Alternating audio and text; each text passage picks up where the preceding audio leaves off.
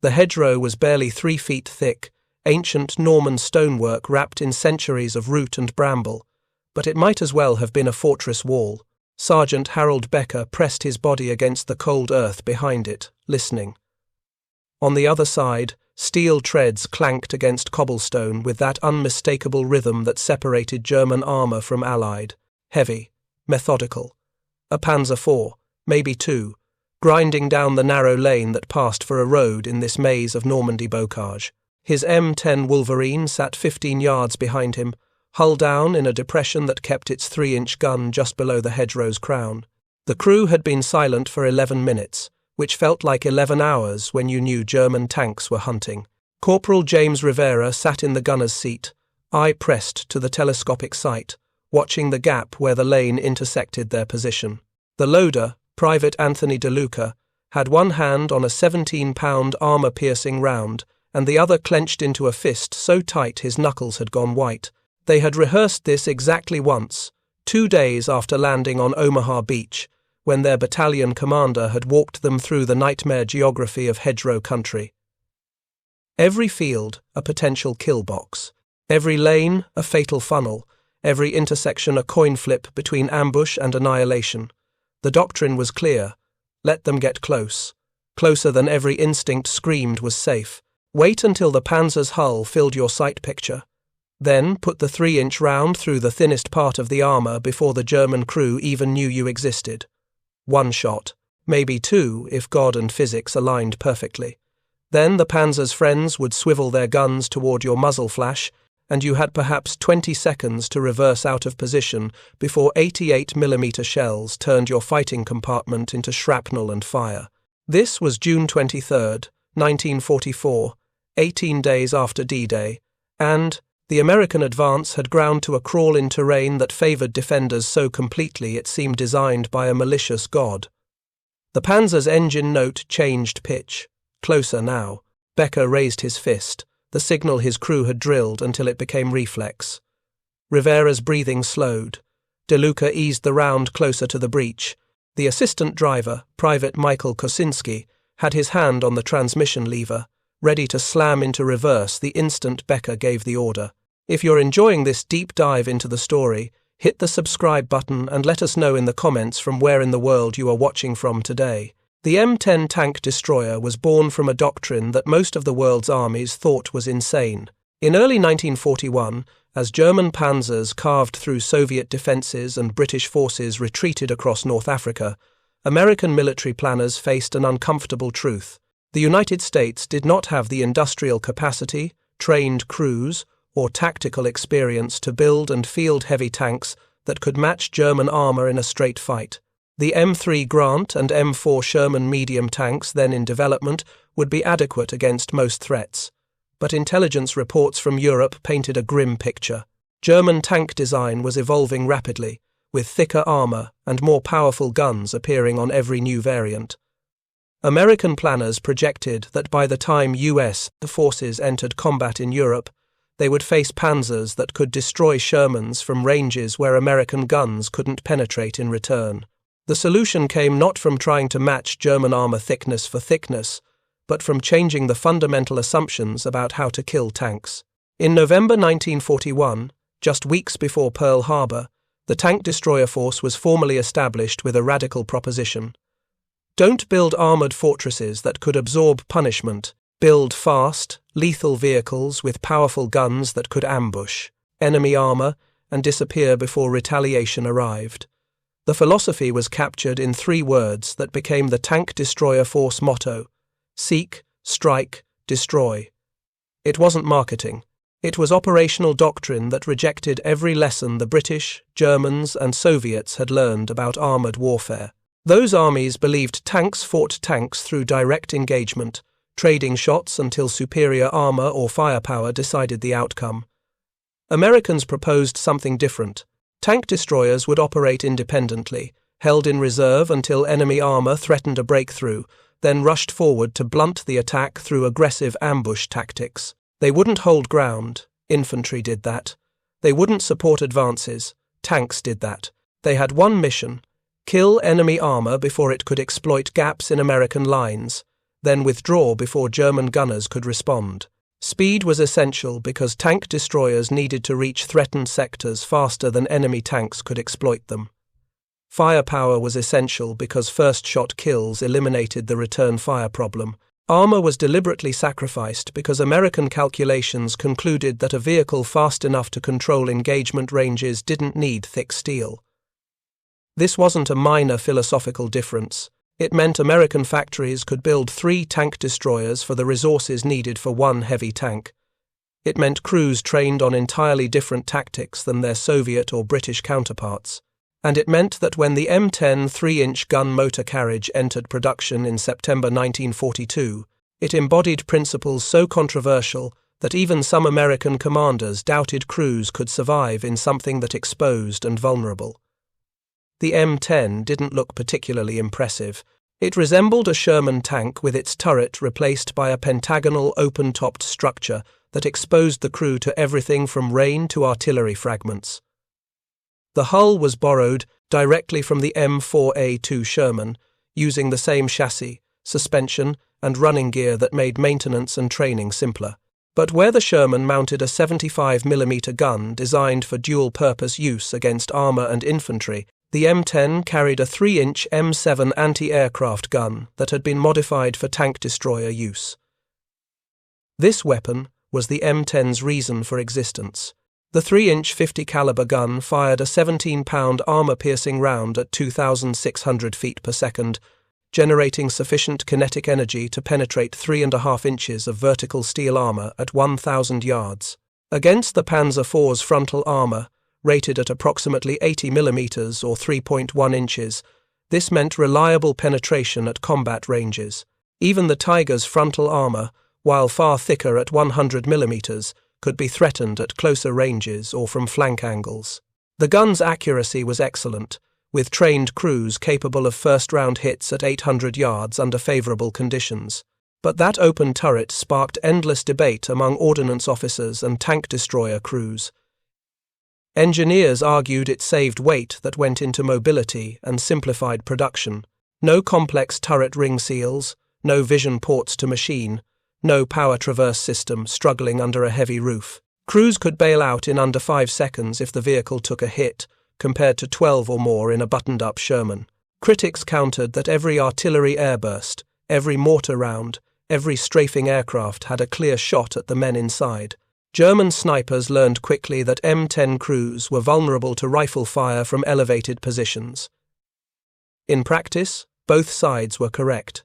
The open turret saved lives in some situations and cost lives in others, and crews learned to hate and appreciate that open sky in equal measure.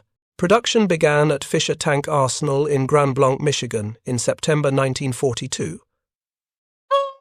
Time production shifted to other facilities and finally ended in December 1943. American factories had delivered 6,706 M10 tank destroyers at approximately $58,000 each, roughly the same cost as a Sherman. The British received 1,710 M10s through Lend-Lease, designated as the Wolverine in British service, while Free French and Soviet forces received smaller allocations. The first M10 battalions reached North Africa in spring 1943, arriving in time for the final Tunisian campaign. Crews trained in the desolate landscapes near Casablanca, learning to read terrain for ambush positions, practicing the rapid displacement maneuvers that doctrine demanded, and discovering that the 3-inch gun could reliably penetrate any German tank they were likely to encounter at ranges where American crews could see their targets clearly. By the time Operation Husky launched against Sicily in July 1943, M10 battalions had proven the tank destroyer concept worked in Mediterranean conditions. The Italian campaign that followed provided additional validation. M10 crews operating in mountainous terrain found that mobility and firepower mattered more than armor protection when engaging German tanks across valleys and ridgelines. But North Africa and Italy were preludes. The real test would come in France, in terrain so hostile to armored warfare that it would challenge every assumption American planners had made about how tank destroyers should fight. The hedgerows of Normandy were agricultural features that had existed for centuries, ancient property boundaries maintained through generations of Norman farmers. Stone walls, perhaps 2 to 4 feet thick, formed the base, wrapped in centuries of accumulated earth and vegetation. Oak, ash, and elm trees grew from the tops, their roots intertwining with the stonework to create barriers that were essentially solid walls, 8 to 12 feet high.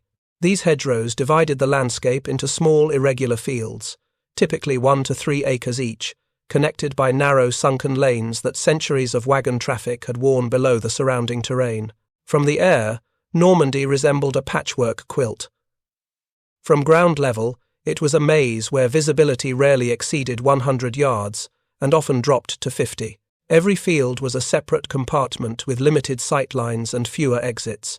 The sunken lanes, called Chemin's Crew, were natural kill zones where vehicles were confined to predictable routes, with steep earth banks on both sides, limiting maneuverability. For German defenders, this terrain was a gift. A single anti-tank gun positioned at a lane intersection could cover multiple approach routes while remaining invisible until opening fire. Infantry could move through the hedgerows largely protected from direct fire, emerging to attack with Panzerfausts at ranges where even thick armor couldn't guarantee survival. Machine gun positions built into hedgerow bases were nearly impossible to spot until they opened fire. Artillery observers, hidden in upper-story windows or church steeples, could call down accurate fire on American positions while remaining safely concealed. The Germans had spent months preparing defenses that exploited every advantage the bocage offered. For American armored units trained on the open terrain of Texas and North Carolina, Normandy was a tactical nightmare.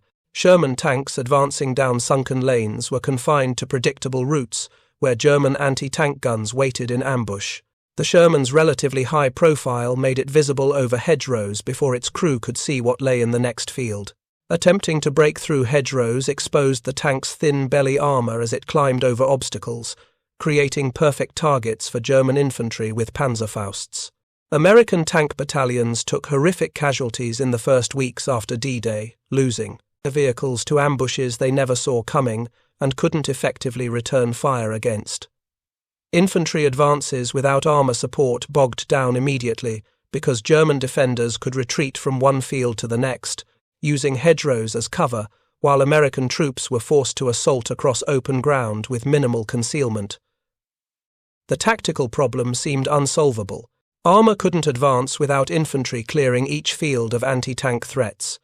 Infantry couldn't advance without armor suppressing German defensive positions, and both were confined to terrain that negated every advantage American forces possessed in mobility, air support, and artillery coordination.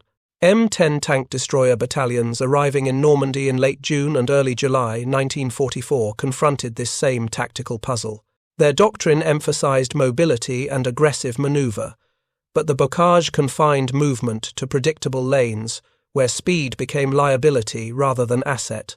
Racing down a sunken lane at 30 miles per hour meant driving straight into a German anti-tank gun's kill zone with no time to react. The 3-inch gun's range advantage was meaningless when visibility dropped to 50 yards, and engagement ranges were determined by hedgerow spacing rather than ballistics. Battalion commanders quickly realized that tank destroyer doctrine developed for open terrain required complete revision for bocage fighting. The solution emerged not from doctrine manuals but from crews adapting tactics to survive. If the hedgerows confined movement and limited visibility, then M10s needed to fight from static ambush positions rather than mobile engagements. If German tanks were confined to the same narrow lanes that trapped American vehicles, then those lanes became killing grounds where the 3-inch gun's power could be exploited at point-blank range. The tactic that evolved was simple in concept, but demanded ice-cold discipline in execution. M10 crews would position their vehicles in defilade behind hedgerows, using the terrain to conceal everything except the gun barrel. The crew would then wait, sometimes for hours, monitoring sounds and radio traffic for indications of German armor moving through the sector. When Panzers entered the kill zone, typically a lane intersection or gap in the hedgerows, the M10 would fire at ranges so close that penetration was guaranteed regardless of armor, thickness, or angle. Then, while German crews were still reacting to the ambush, the M10 would reverse into a pre-planned withdrawal route and displaced to an alternate position before German artillery could respond. This wasn't the aggressive seek, strike, destroy doctrine that tank destroyer training emphasized. It was patient, disciplined ambush warfare that required crews to suppress every instinct to move or reposition when under observation. German reconnaissance was thorough, with infantry patrols constantly probing American lines. An M10 that moved unnecessarily or repositioned during daylight revealed its position to observers who would call down artillery or vector panzers toward the threat. Successful crews learned to occupy positions at night, remain motionless through the day except during actual engagements, then displace after darkness fell. The psychological strain was immense, sitting motionless while enemy patrols moved nearby, knowing that German observers might be watching through binoculars, waiting to see if you revealed your position, maintaining perfect noise discipline while the engine idled just enough to keep oil circulating, watching the same 60-yard stretch of lane for hours, knowing that the instant a panzer appeared you had perhaps 3 seconds to identify it, aim, and fire before the German crew spotted you, and living with the knowledge that if you missed that first shot, or if a second panzer followed immediately behind the first, you were probably going to die in the next 10 seconds. The morning of June 27th, 1944, began with fog so thick that Sergeant Harold Becker couldn't see his own hand at arm's length. His M10, designated Cobra by a crew that hoped the name would bring speed and lethality, had occupied its current position for 31 hours. They'd backed into a small apple orchard just off the main lane leading into the village of Saint-Lô, using the trees and a collapsed stone barn for concealment. The 3-inch gun pointed toward an intersection 200 yards down the lane, where German armour had been reported moving supplies forward to frontline units. Intelligence from the 2nd Infantry Division indicated that elements of Panzer Lehr Division were operating in the sector, which meant Panthers, or Panzer IVs, both deadly at close range but vulnerable to the 3-inch gun if Becker's crew could achieve surprise. Rivera had been staring through the gun sight so long his eye socket hurt, but he didn't dare look away. De Luca had long since stopped fidgeting with the armour-piercing round, learning that unnecessary movement attracted attention from German infantry patrols that seemed to materialize from the hedgerows without warning. Kosinski monitored the radio, keeping volume so low he had to press the headset against his ear to hear battalion net traffic. The fog began lifting around 0730 hours, revealing the lane in sections as visibility improved from 30 yards to 50, then 75.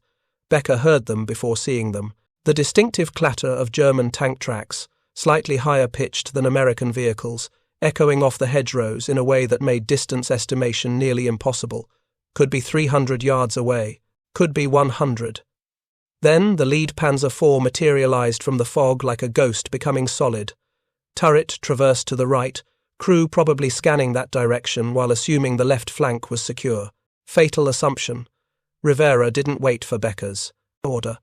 They'd rehearsed this scenario enough times that words were unnecessary. The 3-inch gun fired with a sound like God slamming a door, the 17-pound projectile covering 200 yards in a fraction of a second. The armour-piercing round struck the Panzer IV's side armour at 90 degrees, the ideal angle where German armour was thinnest, typically 50 mm compared to 80 mm frontal protection. At this range, the 3-inch gun generated more than sufficient kinetic energy to punch through, the projectile penetrating the hull and detonating ammunition stored near the turret basket. The Panzer IV's turret hatches blew open as internal explosions cooked off the main gun rounds. Smoke and flame erupted from every opening while the vehicle ground to a halt, tracks still churning until the engine died. Becker was already screaming into the intercom. "Back! Back! Back!" Kosinski slammed the transmission into reverse. The General Motors 671 diesel engine, normally reliable, chose that moment to hesitate, coughing once before catching. That 2-second delay felt like eternity. The M10 lurched backward through the orchard, branches scraping the open turret as they crashed through undergrowth. 15 seconds after firing, they'd displaced 40 yards. 20 seconds, and they were entering the pre-planned withdrawal route, a farm track that led through 2 fields before connecting to a secondary lane.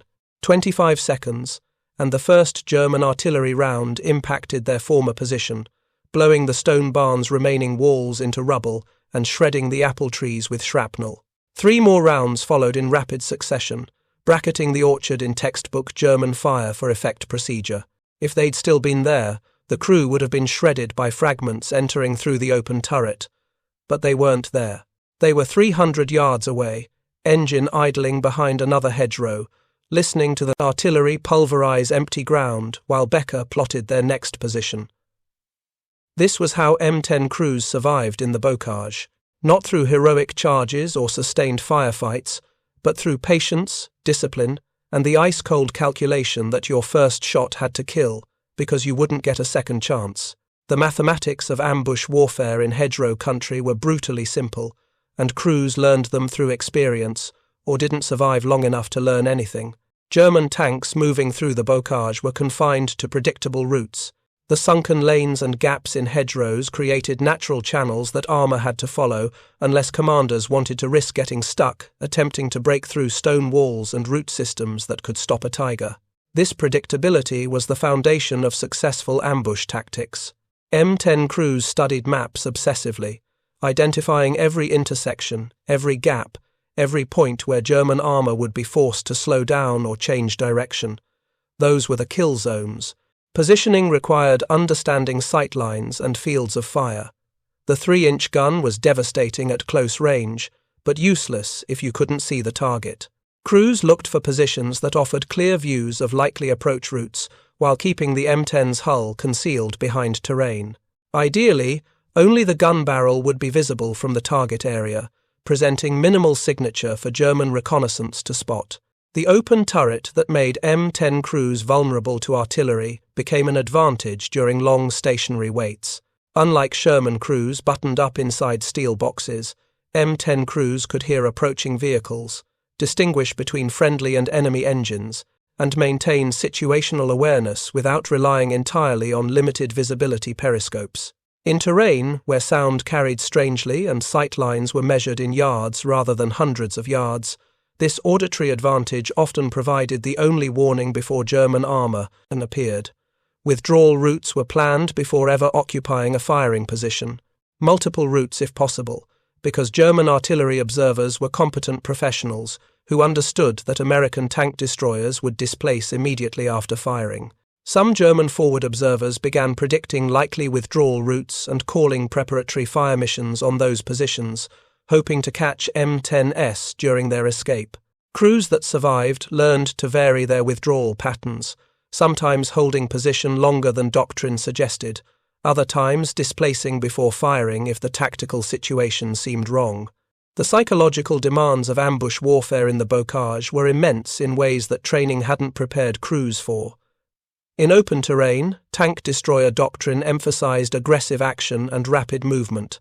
Crews were trained to make quick decisions, engage targets, and relocate constantly to avoid becoming static targets themselves. The bocage inverted this completely. Success required sitting motionless for hours, suppressing every instinct to reposition or improve your situation, waiting for an enemy that might never appear or might appear so suddenly you had no time to react properly. The waiting was worse than combat. During actual engagement, training and adrenaline took over, reducing complex decisions to reflexive actions performed without conscious thought. But the hours before engagement were pure psychological endurance. Every sound might be enemy reconnaissance. Every glimpse of movement through the hedgerows might be German infantry maneuvering to flank your position. Radio traffic crackled with reports of German attacks in other sectors, friendly units taking casualties, its requests for support that you couldn't provide, because moving from your assigned position would create gaps in the defense. If you find this story engaging, please take a moment to subscribe and enable notifications. It helps us continue producing in-depth content like this. Lieutenant Jack Shay's M10, operating with the 803rd Tank Destroyer Battalion near Carentan in early July 1944, experienced the full range of bocage warfare's psychological pressures during a 4-day period that tested every assumption about how tank destroyers should fight.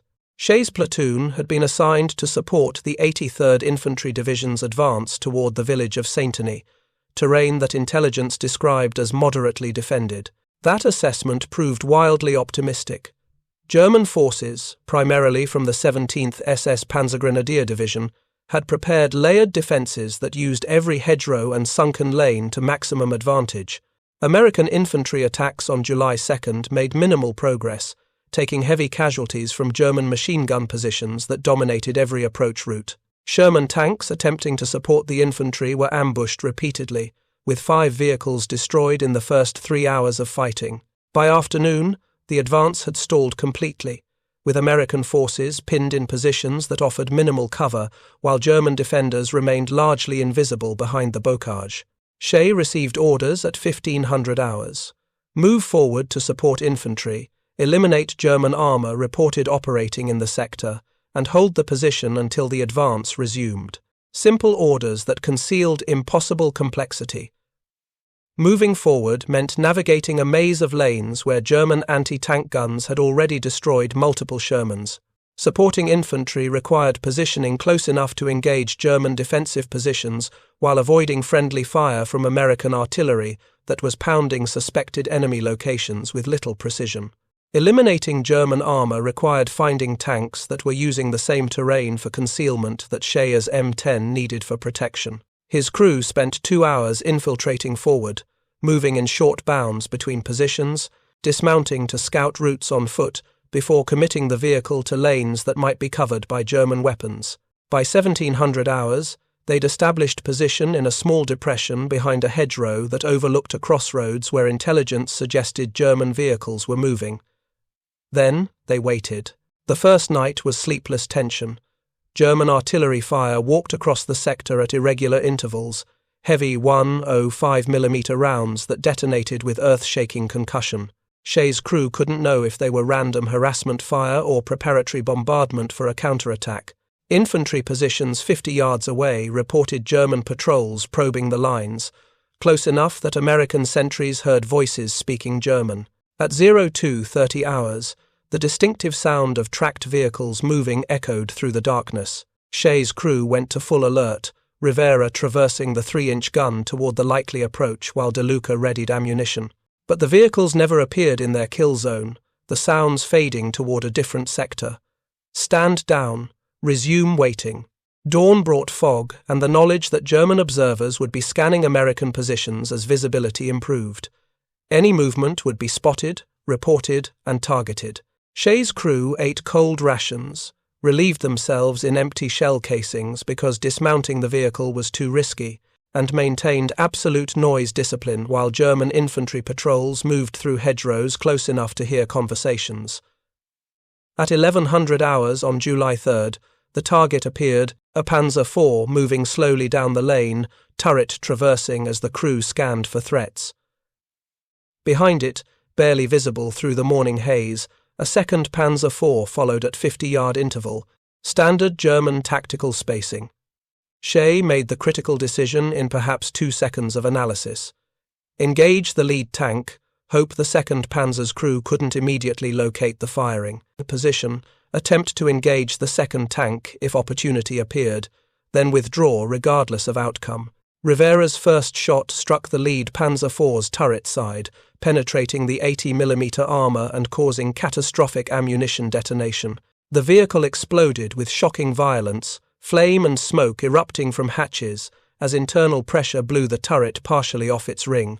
The second Panzer IV's crew reacted exactly as German training dictated, immediately reversing while the commander attempted to locate the threat. Rivera was already tracking the second target, but the Panzer was accelerating backward faster than the M10's manual turret traverse could follow. Shea had perhaps 3 seconds to decide: chase the traverse and attempt a low-probability shot at a rapidly moving target, or withdraw immediately before German artillery bracketed his position. He chose withdrawal. The M10 backed out of position, crashed through a gap in the hedgerow they'd scouted the previous day, and displaced 300 yards before the first German shells arrived. The crew heard the impacts, felt the ground shake, but they were already moving to an alternate position. They'd survived, claimed 1 confirmed kill, and forced German armour to withdraw from that sector. By tank destroyer doctrine, this was success. By infantry standards, who needed continuous support that M10s couldn't provide while displaced, it was insufficient. The tension between tank destroyer doctrine and infantry support needs would persist throughout the Normandy campaign. The 3-inch gun that gave the M10 its killing power was a weapon with fascinating engineering history and combat characteristics that crews learned to exploit with precision. Originally designed as the 3-inch M5 anti-aircraft gun in 1938, the weapon was adapted for anti-tank use by mounting it on a modified carriage and redesignating it the 3-inch M7. The ballistic performance was impressive for 1943 standards. Firing the M79 armor-piercing projectile, which weighed 17 pounds and measured 3 inches in diameter, the gun achieved a muzzle velocity of 2,600 feet per second. This generated approximately 1.5 million foot-pounds of kinetic energy at the muzzle, energy that translated directly into armor penetration capability. Against vertical steel armor, the M79 round could penetrate approximately 3.5 inches at 1,000 yards, 4 inches at 500 yards, and nearly 5 inches at point-blank range under ideal conditions. These figures assumed hitting the armor at 90 degrees, perpendicular impact where penetration was maximized. Against sloped armor, which deflected incoming projectiles and increased effective thickness, penetration decreased substantially. The Panther's famous glacis plate, sloped at 55 degrees, was effectively immune to 3-inch fire at most combat ranges, despite being only 80 millimeters thick. The extreme slope meant rounds often ricocheted rather than penetrating. But German tanks had vulnerabilities that trained M10 crews learned to exploit. The Panzer IV's side armor was only 50 millimeters thick and vertical or nearly vertical in most areas.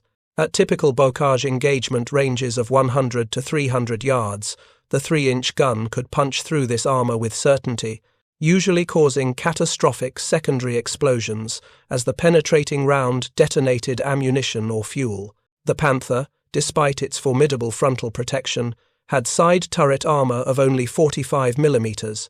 A 3-inch round penetrating this area would devastate the turret crew and likely detonate ready ammunition. Even the Tiger, with its reputation for near invulnerability, had side hull armor of 80 millimeters that could be penetrated at close range if the impact angle was favorable. The gun's accuracy was another significant advantage.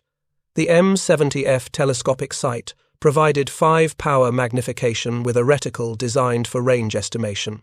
Trained gunners could achieve first-round hits at 800 yards against stationary targets and at 500 yards against moving targets under good visibility conditions. In the bocage, where engagement ranges rarely exceeded 300 yards, this accuracy translated to near certainty of hitting targets that appeared in the kill zone. Rate of fire depended entirely on crew proficiency and the physical demands of handling 17-pound projectiles in the confined space of the M10's fighting compartment. Exceptional crews could achieve 6 rounds per minute for brief periods, though sustained fire dropped to 3 or 4 rounds per minute as crew fatigue accumulated. In practice, most M10 engagements in Normandy were decided by the first shot, making sustained fire rate less relevant than first-round hit probability. The open turret affected gunnery in ways that were both advantage and liability. Crews had excellent situational awareness and could hear approaching vehicles or aircraft without relying on intercoms or vision blocks. The lack of a turret roof meant no fumes accumulated in the fighting compartment, keeping crews alert during extended operations. But the open top also meant crews were exposed to weather, with rain affecting visibility and cold affecting manual dexterity during long waits in ambush positions. Artillery airbursts were devastating against open-topped vehicles, with shrapnel entering the fighting compartment and killing or wounding crew members who would have been protected in enclosed turrets. Several M10s were lost not to enemy tanks but to German artillery fire that caught them during displacement or while occupying positions within range of pre-registered German fire missions. The ammunition storage was another consideration.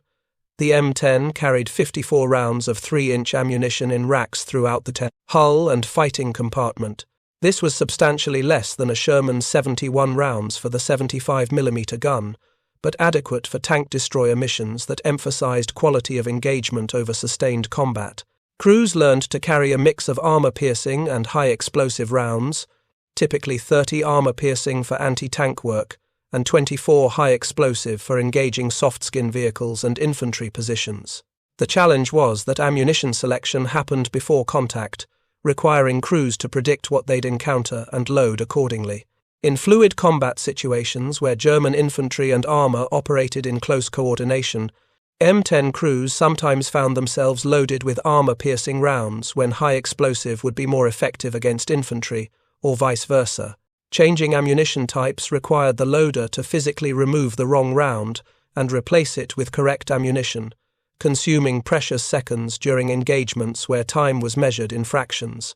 Corporal Eddie Walsh, a loader with the 823rd Tank Destroyer Battalion, described the physical demands in a letter home that survived the war. "You think 17 pounds isn't much until you're lifting that weight from deck to breach level 20 times in 5 minutes, while the whole vehicle is rocking from recoil, and people are shooting back. Your arms turn to rubber, your hands cramp, and you keep lifting because if you stop, the whole crew dies." His matter-of-fact description captured the unglamorous reality of armoured warfare better than any after-action report. By mid-July 1944, M10 battalions operating in Normandy had developed tactics specifically adapted to bocage warfare that often contradicted their training doctrine. The official tank destroyer employment manual emphasized mobility, aggressive action, and rapid displacement to avoid becoming static targets. Bocage operations required exactly the opposite. Successful M10 crews learned to occupy positions for extended periods, sometimes days, waiting for German armor to enter carefully prepared kill zones. Movement during daylight was minimized because German observation was excellent, and any vehicle displacement drew immediate artillery fire. Night movements became standard procedure, with crews displacing under darkness to new positions, preparing withdrawal routes, then waiting through the following day for targets to appear. This static, ambush-oriented employment preserved M10s that would have been destroyed attempting mobile operations in terrain that channeled movement and limited visibility.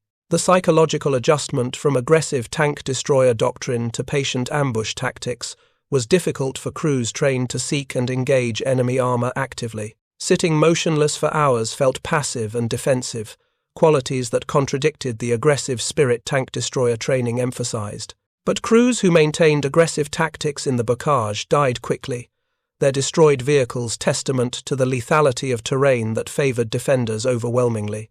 The successful crews were those who adapted, who accepted that bocage warfare required patience and discipline rather than speed and aggression, and who learned to read terrain for positions that offered concealment, fields of fire, and withdrawal routes simultaneously.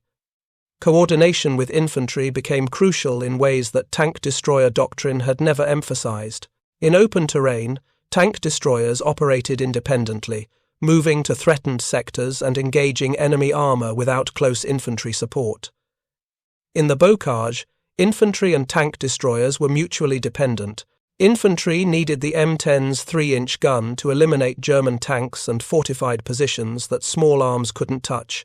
M10 crews needed infantry to provide security against German infantry infiltration that could approach within Panzerfaust range through the hedgerows, without being detected.